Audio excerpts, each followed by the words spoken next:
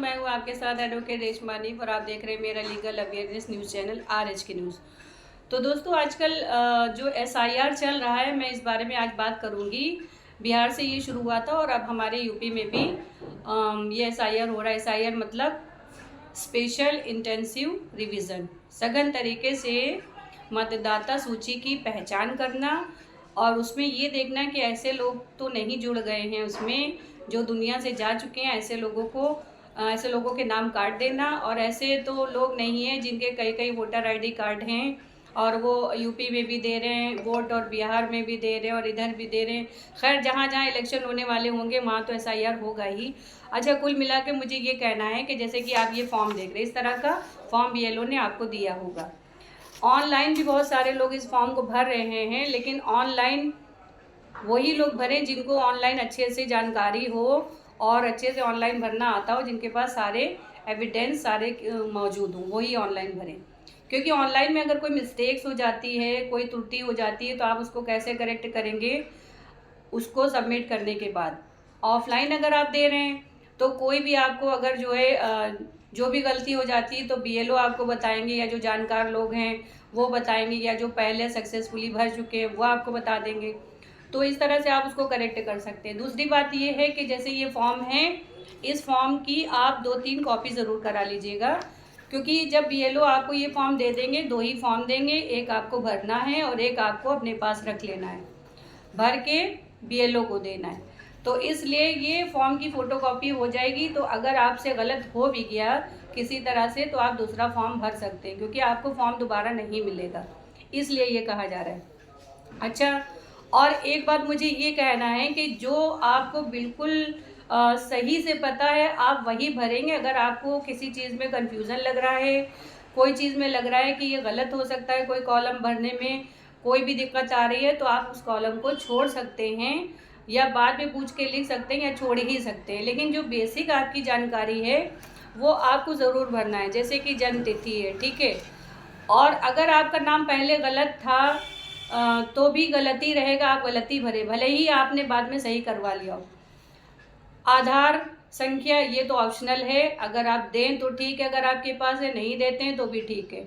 Mobile number आपको ज़रूर देना है, पिता या अभिभावक जो भी आपके हैं उनका नाम लिखना है, और अगर उनका वोटर ID कार्ड का मतदाता जो पहचान पत्र होता है उसकी संख्या है वो आपको लिखना है, माता का नाम लिखना है, ठीक है।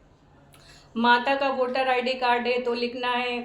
पति या पत्नी में से, या पति या पत्नी में से, ये भी ऑप्शनल है, यदि लागू हो तो आपको लिखना है।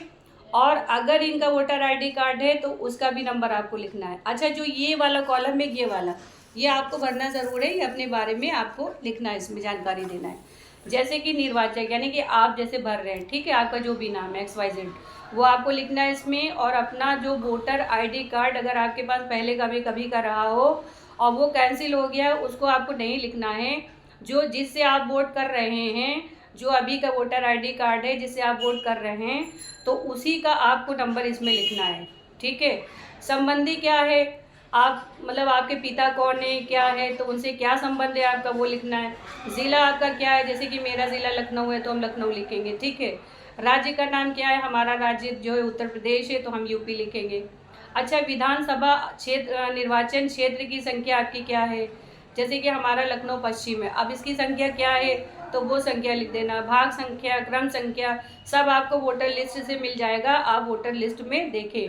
और इधर 2003 की वोटर लिस्ट उनके लिए है, उससे ये साबित हो जाएगा कि जैसे आपके जो पापा थे या मम्मी थी या और भी बुज़ुर्ग थे वो यहाँ के वोटर थे या वो वोट डालते रहे हैं कि नहीं डालते रहे हैं। अगर जिनका नाम 2003 की वोटर लिस्ट में है उनको कोई भी ID नहीं देना है, और जिनका नाम 2003 की वोटर लिस्ट में नहीं है तो उनको अपनी ID भी देना। ID मतलब इस तरह से मतलब कुछ चीज़ें जैसे कि आप पहचान पत्र है उसकी कॉपी करा के लगा सकते हैं, आधार है, ये सब चीज़ें आप दे सकते हैं। कई चीज़ें सरकार ने कही हैं, लेकिन जो चल रही हैं जिसको लोग देते हैं ज़्यादातर वो तो यही होता है, ठीक है। और यहाँ पे अपनी करंट फ़ोटो आपको लगाना, अगर ये फॉर्म आपका है तो आप यहाँ पे अपनी एक करंट फ़ोटो लगाएंगे, जैसे कि यहाँ एक तो छपी होगी और एक फ़ोटो आपको लगानी है। और एक फॉर्म आप अपने पास भर के रख लेंगे और एक BLO को दे देंगे जमा करने के लिए, जो भी आपके क्षेत्र के BLO होंगे। और बाद में फिर इस पर आपको यहाँ पे सिग्नेचर भी करना है। ये यहाँ पे आपको अपना सब लिखने के बाद पूरा ये फॉर्म जब फिल हो जाए तो उसके बाद आपको यहाँ सिग्नेचर करना है। अगर सिग्नेचर जिसको करना नहीं आता है वो अपना अंगूठा भी लगा देगा, बाद में BLO सब चेक करेंगे, तब वो अपनी साइन यहाँ पर करेंगे और अपनी मोहर लगा देंगे। ठीक है, तो दोस्तों मेरा कहने का मतलब ये है कि आप लोग सभी लोग इस फॉर्म को भरें ज़रूर। अगर आप लोग इस फॉर्म को नहीं भरते हैं और सही भरें, अगर ज़रा भी इसमें कोई गलती होती है, कोई कमी होती है, तो आपका नाम वोटर लिस्ट से हटा दिया जाएगा।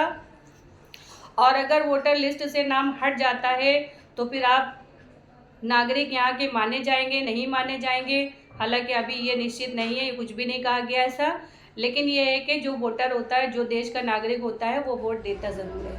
बस इस बात को ध्यान रखें और आप सभी इस फॉर्म को भरें ज़रूर, और हो सके तो ऑफलाइन ही भरें ज़्यादातर। अगर कोई कमी होगी तो बाद में आपको वहाँ से बताया भी जाएगा। ठीक है दोस्तों, आज के लिए इतना ही काफ़ी, फिर मिलते हैं किसी और वीडियो में। ओके दोस्तों, थैंक यू।